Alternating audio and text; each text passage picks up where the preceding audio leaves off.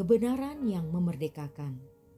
Maka katanya kepada orang-orang Yahudi yang percaya kepadanya, "Jikalau kamu tetap di dalam firman-Ku, kamu benar-benar adalah murid-Ku, dan kamu akan mengetahui kebenaran, dan kebenaran itu akan memerdekakan kamu." Yohanes 8 ayat 31 sampai 32. Pada zaman Perjanjian Lama, kita tahu bagaimana bangsa Israel hidupnya dibatasi oleh hukum Taurat, dan Allah sendiri yang menjadi hakim di tengah-tengah mereka. Bila ada yang kedapatan melanggar dan lalai dalam mentaati hukum Taurat, maka ia akan dihukum sesuai aturan-aturan yang ada di dalam hukum Taurat.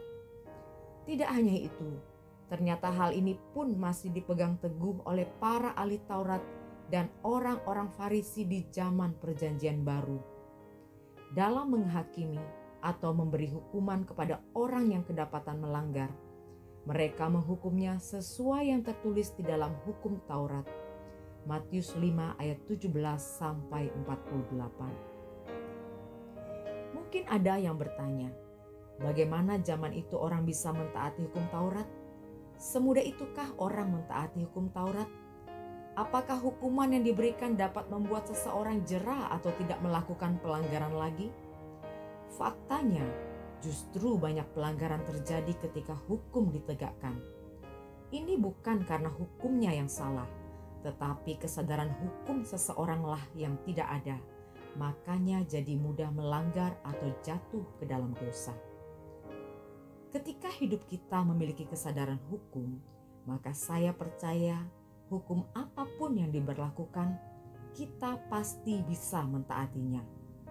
Terlebih lagi sekarang, kita hidup di dalam zaman kasih karunia-Nya.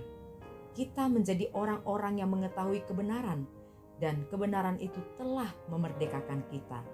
Yohanes 8 ayat 36. Kita menerima kasih dan pengampunan tanpa syarat dari Tuhan Yesus melalui kematian-Nya di atas kayu salib, dan menerima pembebasan atas kutuk dosa dan maut melalui kebangkitan-Nya pada hari ketiga. Seharusnya itu cukup membuat kita sadar akan hukum kebenaran yang telah memerdekakan kita. Kita berpikir beribu-ribu kali untuk melanggarnya dan berbuat dosa. Kalau kita sadar bahwa kebenaran telah memerdekakan kita, maka hukum itu pun akan memerdekakan kita dari rasa keterpaksaan untuk melakukan firman Tuhan, dari perasaan takut, dari intimidasi yang melemahkan kita, dan selalu mengingatkan kita akan kegagalan-kegagalan kita di masa lalu, dari rasa tertekan, dari rasa bersalah karena sesekali mungkin kita bisa lalai, namun kita segera bertobat. Seorang warga kerajaan Allah bisa mentaati hukum Allah karena ia mengetahui kebenaran yang memerdekakan. Ia tidak akan menyia-nyiakan hidupnya dan kasih karunia yang sudah diberikan kepadanya, karena ia sadar ia sudah benar-benar merdeka. Di mana ada kebenaran, di situ pasti ada kemerdekaan.